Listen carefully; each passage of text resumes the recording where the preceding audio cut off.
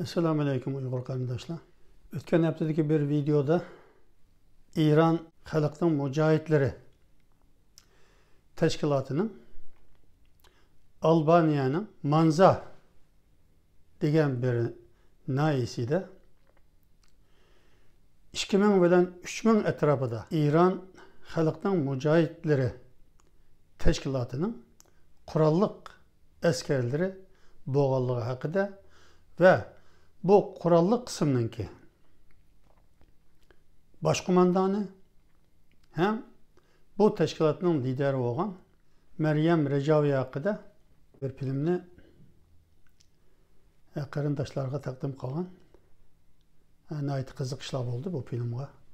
Bu film 2018 yılı 6. ayının 25'ten 30. güne kadar Parij'de Xalqning mujohidlari tashkilotining açkan bir kongresidan bir ko'rinish, ya'ni Maryam Rajaviyning bu tashkilotning lideri hem Albaniyadagi bu qurolli qismning bosh qo'mondoni bo'lgan Maryam Rajaviyning bu konferans saloniga kirib kelgandagi hayajonli, coşkulu bir ko'rinishdi.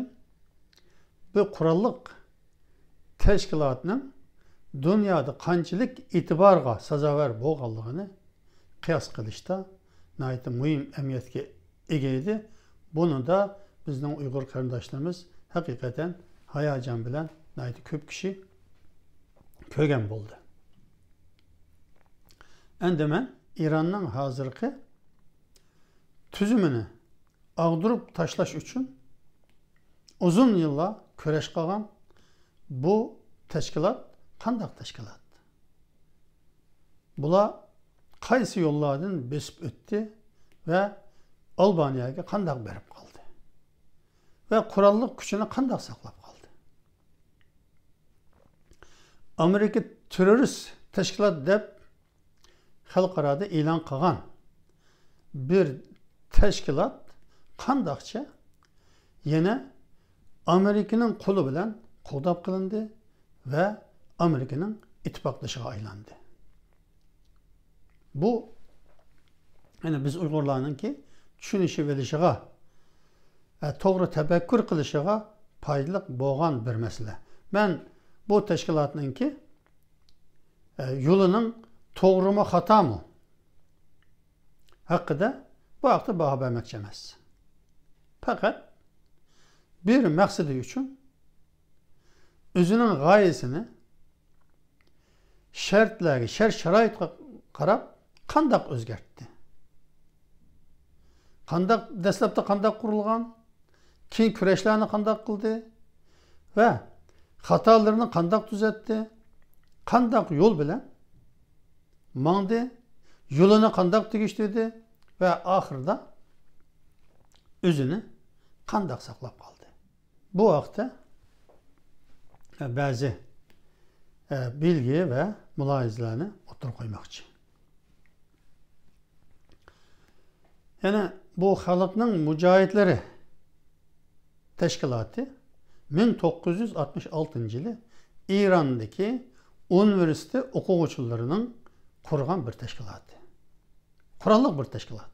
Yani padişah tuzumini kural kuchi bilan ag'dirib tashlaymiz degan ve o zamanki 1966 yıldan başlap yani İran hükümeti bularni eksil inqilobchi terörist e'lon qilgan, ama bular padişahni ag'dirib tashlash orqali bir demokratik İran Cumhuriyeti quramiz deb g'oya qilgan. Hem dindarlar var içinde, hem komünistler var, hem orta yoldaki lava. Hemmesi ziyalilardan terkip tapkan, o'quvchilardan terkip tapkan.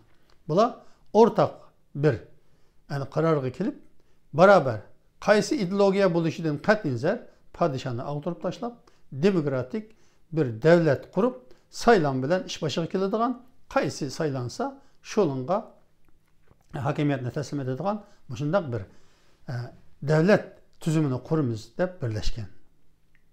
Elbette ki bu Marksizmchilar bilan hani dindarlar ikki sepke ayrıldı. Bu xalqning mücahitleri ayrı bir teşkilat bulup yine devamlı kaldı. Ama 1971 yılı bu İran'ınki hani istihbaratı bularının en üstü yukarı derecelik 100'den artık yani rehberini tutup turma usulüdü ve bularını kıynaş jarayonida bir kısmının paş kılışıyla yeni bir 100-150'dek sırtta kalgan rehberlerini tuttu. Şununla bu teşkilat naiti paralı çalga kep kalgan. Onun en üstteki 3 liderini İran padişah tüzümü terbeden etip taşlangaçka, yani ölüm hüküm kılıngaçka. Onunki 4. yani sırada boğan, yani 4. katada boğan Mesut Recavi degen yaş, yani okuguçu, bu liderlerden biri. Bu hareketninki 5'i da yani bu teşkilatınki 5'e ötken ve özü turmuda onun ayağı Meryem Recavi bu mu? Yani üniversite okuguçusu, okuguculuktan keyin mu? Mehbi halda teşkilatçılıkta intayin güçlük, kıyın şarayitlarda mehbi teşkilatçılıkını elip bağın. Bula 1979 yılı İslam İnkılabı Harpısı da bu halktan mücahitleri teşkilatının turmudaki ezaları kuyuvetildi. Yani İslam İnkılabı Galbe Kılıç Harpısı da padişah geçip ketkendan keyin bu vakitte bula turmudun kuyuvetildi. Mesut Recavi yani turmudan çıkıp bu Hümeyni ile birlikte yani padişahlık tüzümünü ağdırıp taşlaşta bu halktan mücahitleri teşkilatı büyük güç çıkardı. Çünkü asası kurallık küreş kıvatkallar bu halktan mücahitleri teşkilatıydı. Ende Hümeyni hakimiyet beşiği kelgendan keyin texmi radikal tarafga qaydı. Aslida Hümeyni Fransiyadagi vaqtida adil her kimning itiqodi o'ziga Allah bilan bo'lgan munosabati o'ziga. Her kim bu davlatda o'zining itiqodiga e'tiqod qilib, o'z erkinligi bilan demokratik huquqi bilan, kishilik huquqi bilan yashaydi deb nutqlarni so'zlagan. Shunga bu xalqning mujohidlari tashkiloti hem Yahudilar bilan İran'dan ait köp Yahudilar var, Kürtler bilan mu ortak ittifak tuzgan. Hümeyni iş başına kelgandan keyin kundan kunga bu tüzüm çengaygan. Mesela bütün ayollarınki tesettür, mesela İslami kimde yögün işi şart kılıngan devletler binden. Nurgun ayollar, yani ziyaliler bununla karşı çıkan. Hümeyni nimiş ki bundak gibi de tumaydı o dini liderdi. Hümeyni kin özü nutku da bunu ben oturup koymadım, ben bundak demedim. Her kim öz ihtiyarıca kiyinsi buludu degen busumu astırıttın. Yani bu açık görüşüne, yani normal yallah çekişine hemesini yasaklagan. Şununla birlikte Müslümanlarınki yani İran halkının erkinliği, kişilik hukuku, insani hukuku meselesi de yani kanun bilen bu kabalatga ilinishi lazım deb bu halkның mücahitler teşkilatı halkını uyuşturup yeni namayişlerini başladı. Bu vaqtda Hümeyni tüzümü yani hazırki İran İslam Cumhuriyeti'nin teşvikatları da Müslümanların faqatla itaat qilish erkinligi bor degan teşvikatni keng ko'lamda elib bordi. Yani Müslümanların itaat qilishdan boshqa erkinligi yo'qligini ilgirgi surdi. Şunun bilan bu xalqning mujohidlar tashkiloti yana İran İslam Cumhuriyeti'ne karşı yer astı kurallık teşkilatına ayınıp Yani her yerlerde bombalash, adam öldürüş, suikast qilish bilan shug'ullanishga boshladi. Bu vaqtda bu tashkilotninki birinchi boshlig'i bo'lgan Mas'ud Rajayi, yani daha 1980 yıllarının içidiler. 80 yani yılının içidiler. Bu tutulup turmuğa usulandı. Onun inisi mi turmuğa usulandı.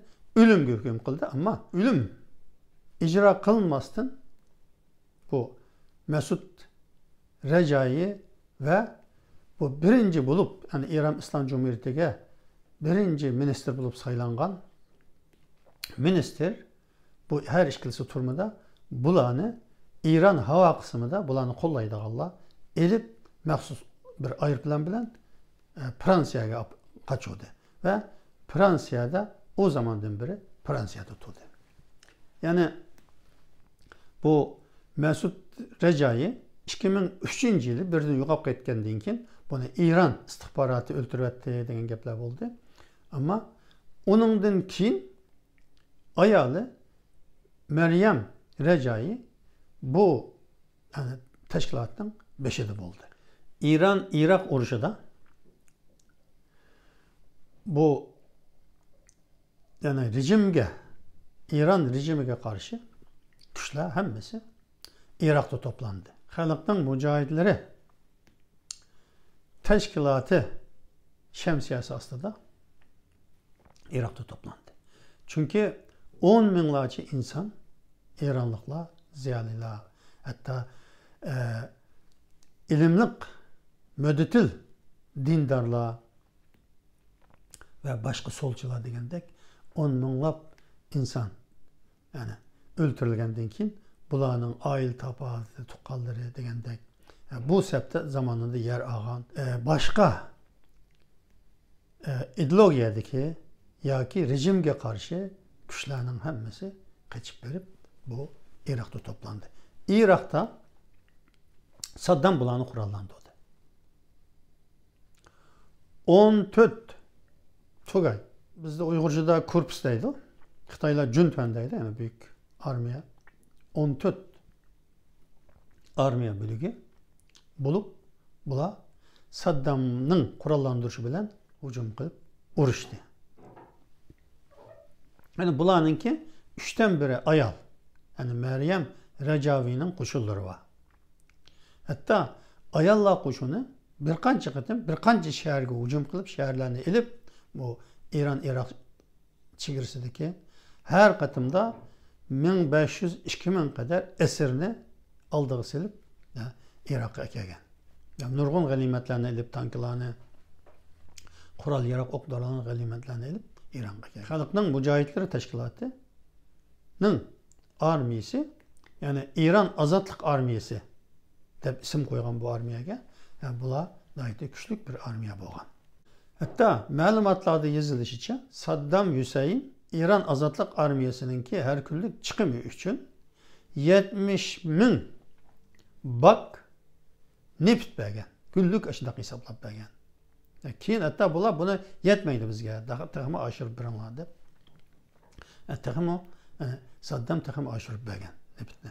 Bular shu neftni setib bu o'zining armiyasiga xarajat qilgan. Bularmi ko'p odami o'ldi, chiqim bo'ldi ve yalnız Irak'ta İran armiyasi bilan urush bilan qolmay, bular dunyoning her yerida adam o'tib İran tüzümüge ait ama şu diplomatlarni, siyasi erbablarga suikast qilgan faaliyetlerini olib borgan. İran tüzümü bularninki Türkiye'de ve Avrupa'da bo'lgan o'sha vakillerini davomli suikast qilib turgan. Yani ikki taraf ichida minglarcha, hatta 10 minglarcha odamlar o'lgan. Bununki şu tarafı mı var? Yani bu Xalqning mujohidlar tashkiloti öz zamanında padişaha qarshi qurolli kurash qilayotgan vaqtlarda yalnızla padişah tüzümüge emas, Amerika'nınki, İran'daki yani şirketlerge, diplomatlarga ve başka askeri güçlerge karşı hücum kozgagan ve adamlarni o'ltirgan Amerikaga. Bular Amerikaga qarshi bo'lgan dastlabda. Shunga Amerika bu tashkilotni bir terror tashkiloti deb qarab kelgan. İran-Iroq urushi tugagandan keyin Saddam yana bularni qo'lladi. Bularni Kürtlarga qarshi, hatto Şiye Arablarga qarshi qo'llandi, ishlatdi. Ya'ni bu tashkilotning eng büyük xatosi deyilganda İran'a qarshi Saddam bilan birga urush qilishi ve Iroqda Saddam buyurgan ishlarni Kürtlarga qarshi ve Iroqdagi Şiye Arablarga qarshi urush qo'zg'ishi. Ularning ko'p odamlarni o'ldirishi, ya'ni qurolli hujum qilib. Bunun bilan İran'da bu bir hain tashkilotga, bu tashkilotga yani yesdaşlık qiladigan, qo'llaydigan insonlarmi asta ko'ngli suvib, bular haqiqatan bir hainlar ekan deb o'zining qo'llaydiganlari İran'da naydi azib qolgan. Bu ikkinchi qitim Amerika Iroqqa hujum qilganda, yani Kuvayt meselesinde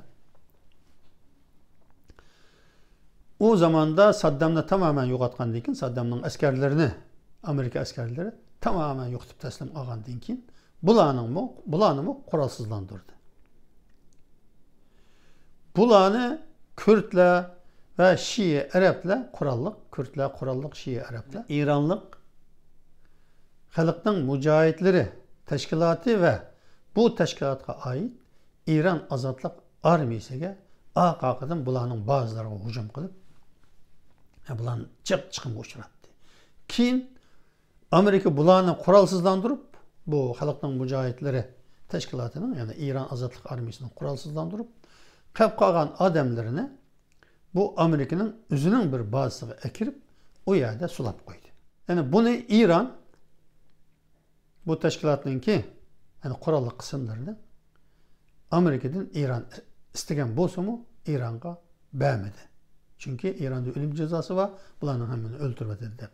Ama bir kuni bular lazım bo'lib qoldi deb İran tuzumidimi qo'ydi, İran'a bermedi, Iroqning hakimiyetiga bermedi. Çünkü Iroq hakimiyeti Şii hakimiyeti, yani Saddam Sünni, ama Sünnilerden elip hukukunu Şiilerge verdi, Kürtlerge verdi. Şuna Kürtlerinin ve Şii Araplarının ki bu yani halkının mücahitleri teşkilatıga ve bunun armiyasına karşı büyük bir nöbeti boğaçka. Yani bunların hepsini kırıp taşlattı. Zaten Amerika'nın ki harbiy bazıları da kovduluvatkan, esir halatta, yani turuvatkan şaraitti mi? Bu Irak'nın ki harbiy güçleri, hatta Kürtler qancha qatim bu yerga raket aytdi. İranlıklarning ki ölüşüge sebep bo'lgan. Endi her iş Amerika'nın o devlet bilan, yani karşısındaki devlet bilan bo'lgan munosabatiga ko'ra pozitsiyasi almışıp durdu. İran'da Muhammed Hatimi 1997 yılı 8. ayda taxtga chiqdi ve naiti ilimlik, yani mödütil, radikallık tarafından, yani takımı demokratiyaga yakın bo'lgan bir partiyanın lideri bo'lg'achqa Amerika bu Muhammed Hatimi'den ümit kutdi. Özümü Muhammed Hatimi bu İran'ın tüzümünü to'g'ri bir yo'nalishga soladiganligini hakkında so'zlab va'dalarni qildi. Ama İran'da, yani bu Türkçe'de devrim muhafızları deydi. Ötkendeki videoda sözledim. 125 bin kişilik qo'shin. Bu qo'shin armiya qo'mondoniga emas, Humayniga qaraydigan. Hani mayli devlet başlığı olsun, mayli armiyanın qo'mondoni olsun, mayli odatdagi puhra olsun, kim bo'lishidan qat'iy nazar İran İslam inqilabının tüzümünü biraz özgertimen degan bu tüzümge karşı boğan her kandak adamını tehe hareketki ötmestin tutuş ve onu yokutuş bulanın vazifesi. Şuna hiç kim bu İran tüzümünü özgertemedi. Yani Muhammed Hatimi mu bunu özgertişi mümkün emezdi. Ama şununla karmay Amerika'nın o vaktki Taşkı İşler Ministri Albright de bir ayal, yani ayal Taşkı İşler Ministri vardı. O bu halkın mücahitleri teşkilatını halkaralık terör teşkilatı da ilan kıldı. Yani Amerika devleti resmi bu teşkilatın terör teşkilatı da ilan kılgan oldu. Bırak yenilam Irak'ta Amerika'nın üzdün ki harbiy bazada bulanı tuttu. Hiç kandak hareket kılışka yol koymadı, takip etmedi ama şu yerde bekip tuttu. Eydangıdan birip talağa çıkamayı degendek. Belki bir güne lazım bulup kaldı degen bolsa gerek. Ama Hatimi 2005 yılı yani sayılan bilen ketti yani. Hakimiyet beşiden ketti. Onun yerine o başka daha radikal Ahmadinejad başkalar geldi. Ama bu halkın mücahitleri teşkilatının sırtta İran'da ve başka yerlerde İran bir xatarlık teşkilatları bilen naidi köp çıkımga uçurattı. Her yerde koğlap yürüp tutup hatta Türkiye'de mi şu 90'cı yıllarda 80'ci 90'cı yıllarda general seviyelik minister yani derecelik İran'ınki şu tüzümge karşı mühim yolbaşçılardan 15-16'sı suikastla öldürüldü. Hatta bu Mesut Recavi'nin inisi İran tüzümüdün af örgütü arkalık, dünyadaki bütün bunca teşkilatlar arkalık o ölüm hüküm kılıngan bolsa mu? Ama şunda bula kattık bizim işiltip İran'a Avrupa kurtup açıkkanına, kutkuzup açıkkan. Yani Şivsariyada onu 1990 yılı suikasteden İran terbinden öldürüldü. Ama şunda bula sırtımın ait o terör teşkilatı da ilan kılınan zamanlarda ne Avrupa'da olsun, Amerika'da olsun, Arap devletlerde olsun, Türkiye'de olsun, nerede olsun bu İran istihbarat terbinden ait köp çıkımga uçurtuldu. Şimdi 2012 yılı kelgende bu teşkilat ne? Amerika yani Hillary Clinton daha doğrusu hani Taşkı İşler Ministri o zaman da Hillary Clinton bulanın terör teşkilatı degen kalpağını evetti. Yani terör teşkilatlığıdın degen tizimlikten kaldoğallığını ilan kıldı. Şunun bilen bular bir nefes aldı. Ve talağı çıktı biraz erkenleşti ama naydi köp çıkım tatkaşka tekece hoşağı kelgen ahvalda emezdi. Bu vaxtlarda bu teşkilatın, bu armiyanınki beşi de yani armiyanın başkumandanı teşkilatın başlığı Meryem Recavi'ydi. Yani Mesut Recavi'ninki ayalı. Bula Avrupa bilen her yer bilen alaka kıldı. Çünkü Meryem Recavi 1993 yıldan başlap bu muhalefetteki yani İran Milli Şurası'nınki başlığı bulup sayılangan ve Paris'de bunun merkezi Paris'deydi. Bu yerde turvatkan. Bu Meryem Recavi bulanı Avrupa'ya arkadaşa kadar köp hareket kıldı. Ve Amerika'dan köp görüştü. Amerika'daki ve Avrupa'daki temsilciliklerge bilen görüştü. Ahırda Albanya'nı taptı. Yani Albanya'nın o vaxtdaki baş ministri bu teşkilatın 2015 yıldaki Paris'deki bir yığınığa teklif kılıngan ve kelgen hani 200'den artık aşındak minister derecelik, milletvekili, parlament azası derecelik aşındak her devletten kişiler katnaşıldı o yığınlarga. Yani şu vaxtda da Albaniyanınki baş ministeri katnaşkan. Bular da rica kıldı. Ular da oylaşıyotgan vaxtda Amerika bular bilan görüşüp bu Xalqning Mujohidlari tashkilotininki askeri qismini Albaniyaga yo'tkashga Albaniyani qayil qildi. Ve bu Baltık deymiz, hem de Baltık Cumhuriyetleri. Bu yerde Albaniya olsun, Kosova olsun, Bosna Hersek, bu yerge İran bu tədqiqat enstitülerini, vakıflarını kurup bu yerdeki Müslümanlarını asta öz sepige tartışıp başlayan Avrupa'nın her yerdeki Müslümanlarını, hani Palestin meselesiyle, çünkü bu İran molla tüzümü sahip çıkaçka köp Araplar içinde bu Şii'ga Sünni'den çıkıp Sünni mezhebiden Şii mezhebine kirgen Araplar köp bağlan Avrupa'da mı bu şundak bir ekim battı. Şuna İran'ınki Avrupa'daki küçüğü Müslümanlar içinde asta üstünlükle yerleşke başladı. Şu bu Avrupa mı bu İran'dan hani İran'dan xavf süreçke başladı. Albaniya mı bu İran'ınki Avrupa'ya sınıp girişideki mühim bir noktaga aylanıvatkan bu şundak şaraytta bunu tuzp kılış için bu İran'ınki yani muhalefet boğan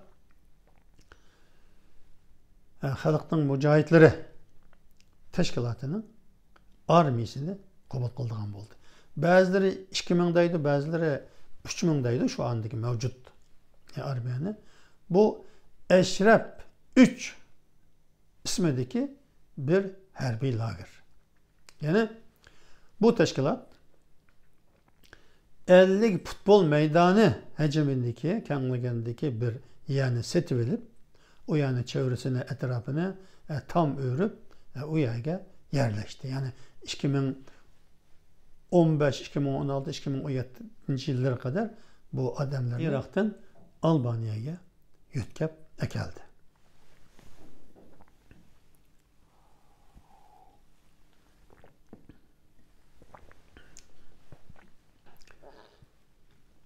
Gerçi bulanın bir xatarlığını Albaniya jandarmaları kirip çıkışını ula kontrol kıldı, ula qoğdaydı. Çünkü bulağımı bu çıkanda oya bir yerde yürügende bu İran istihbaratı hücum kılıp adam öldürülen işler oldu.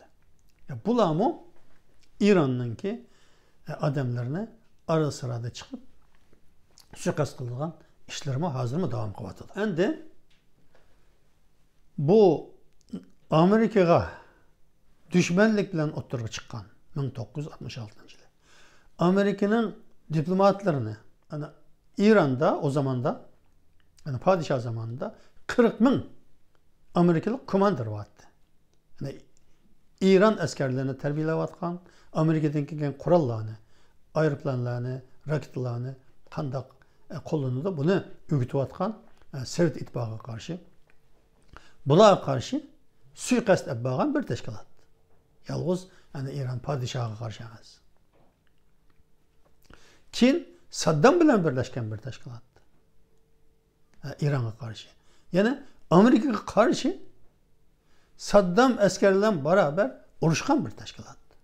Amerika askerleri ok atkan bir teşkilat. Çin Amerika bulanı kuralsızlandırıp esir gelip tutkan. Ahırda bula kilip yine Amerika'nın ittifaklaşa aylandı. Bunun da en mühimi bu teşkilatın lideri ve bu arminin baş kumandanı boğan Meryem Recavi özü ayal ve Mesut Recavi'ninki ayalı. Yani bu teşkilatın en burunku 20-25 yaşlarda naidi yaş vaxtlarda bu teşkilatın beşiği çıkan bir kişinin ayalı. Bu Irak'taki vaxtda da Eşref 1, Eşref 2 degen aşındak lagerler vardı, esker lagerleri. Bu Albaniyadaki Eşref 3. Eşref kimnin ismi? Meryem Recavi'nin kızının ismi. Bu Albaniyadaki harbiy bazının ismi Eşref 3. Yani eğer Google'dan Eşref 3 deb ararsan hemen çıkıyor. Meryem Recavi'nin bu teşkilatını böyle radikal teşkilatın demokratiya tarafiga, insan hukuku tarafiga ve bir kanıtı kurallık küreş, bir kanıtı Garip dünyasının, Avrupa'nın yani kıymet köz karşıga uygun boğan kelgüsü de mi İran'ı mı muşundaq demokratik bir devlet kurup çıkışka tayarlangan bir lider boğallığına özününki.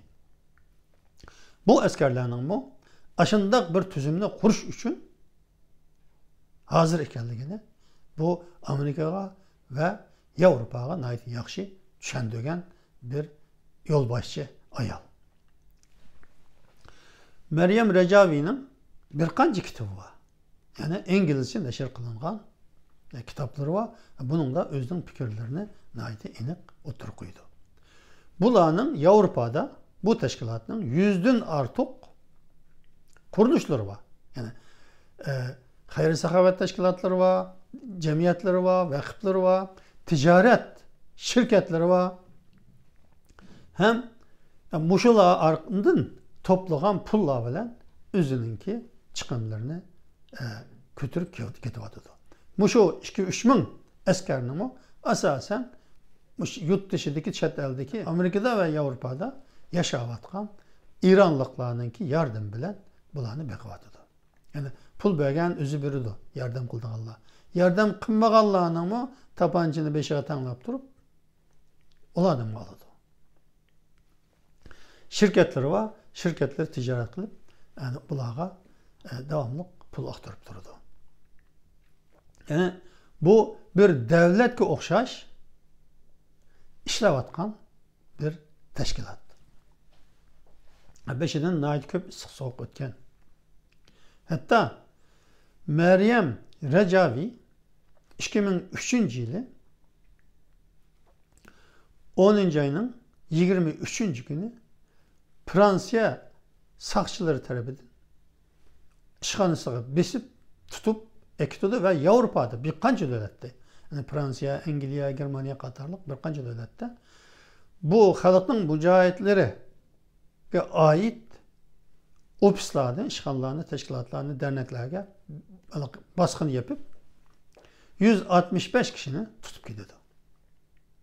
Bu vakitte bütün Avrupa'daki, Amerika'daki yaşavatkan İranlıkla namayiş kılıp keçi gündüz namayiş kıldı.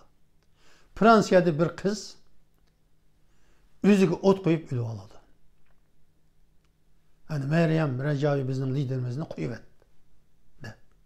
İngiltere'de, London'da yeni bir ayal yüzüge ot koyup yüzünü köydürüp ölü aladı. Bundaq ahvalla akakıdan oturup çıkkandan keyin Fransa 20 günden keyin Meryem Recavi'ni kuvveti turmadan çıkarıp verdi. Ve turmadan tutkan bu 165 İranlık halkının mücahitleri teşkilatının ki mühim rehberlerinin hemmisini bu kuvvet edip bu devletle. Yani özünün teşkilatıga muşundak egi çıkan bir halk yani bu İran'ınki karşısındaki muhalefet güçler.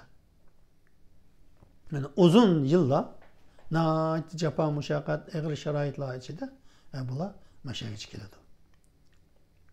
Amerika mı devirge karab bulağa karşı köreş kıldı, bulağını terörist ilan kıldı. Lakin bulağının terör üst kalpağını yine Amerika özü elip taşlaydı. Bugün bula Albaniyada İran'ın ki bugünkü tüzümüge karşı en güçlük bir vehime bulup turbatıdı. Yani bulanın mevcudiyeti İran'a bir tehdit. İran'da Bazen 10 bin hatta 100 bin kişilik şehirde namayişler, urup çakışlar buludu. Bunu mu bu teşkilat uyuşturdu, teşkilleydi İran'ın içinde. Yani bunlar yalnızlam Albaniyada yap içip cim yatadığan insanlar emez. Bunların ki yani sosyal medyada bu nihayet küçük teşvikatları var. Yani dünyanın her kaysı yerinde birbiriyle nihayet organik münasebetleri var. Hemmesi bir maksat için birlikte küreş kıladı. Bu şundak bir teşkilat. Yani bu yerde mühim boğan bula kandak kılıp hazırgacha mevcudiyini saklap kaldı. 1966 yıldan başlap kurallık küreşni özüge kesip kılgan. Yani kurallık küreş arkalık padişahını ağdırıp taşlamakçı olgan. Padişah ağdırıp taşlangandan keyin yine bu İran'daki Ullula tüzümü bilen arası bozulup onun dinken bu hakimiyetke karşı uzun yıllardır 1980 yıllardır bugünküçe buna karşı küreş kılıp kevatıdı. Yani kurallık yani küreşini devamlaştırıp kevatkan bir teşkilat. Bulamın nihayete kattık radikal bir teşkilattı. Hazır Amerika'nın düşman demeydiğen demokratiyani yakılaydiğen çünkü bular deslepte mi demokratiyani yakılattı? Keyin bular radikallaşkan bu Saddam'ın kuluğu düşkendikin tam radikallaşkan yani bu şimdi ideologiyası devamlılık özgürüp tuğan bir teşkilattı. Hazır neymiş ki Amerika bulan kollaydı? Avrupa neymiş ki bulanı kollaydı? Her yılı Paris'de başında bir kongre halkaralık konferans açkanda bütün Avrupa devletlerden, Amerika'dan, Kanada'dan, Avustralya'dan, hatta Suudi Arabistan'dan, Mısır'dan, Jordaniya'dan, yani Müslüman dünyasından, hemmesinden minister derecelik kişiler gelip katlaşıyordu, sözleydi, tebrikleydi. Hem bulağa maddi cihetten bu yeterlik yardımlarını kılıp kevatıdı. Yani bunundan Uygurlarının alıdığan dersleri var. Kandak dersleri var. Zaten Uygurların mutlak köpçülüğü Garip dünyası bilen Amerika ve Avrupa bilen boğan ortak kıbbet karşılığı. Xitay zaten diktatör. Diktatörlüğe karşı diktatörlük fikrini kötürüp çıkış o yani Xitay bilen okşaş kaldı degen gap. Xitay'nın özü radikal bir komünist, faşist hakimiyet.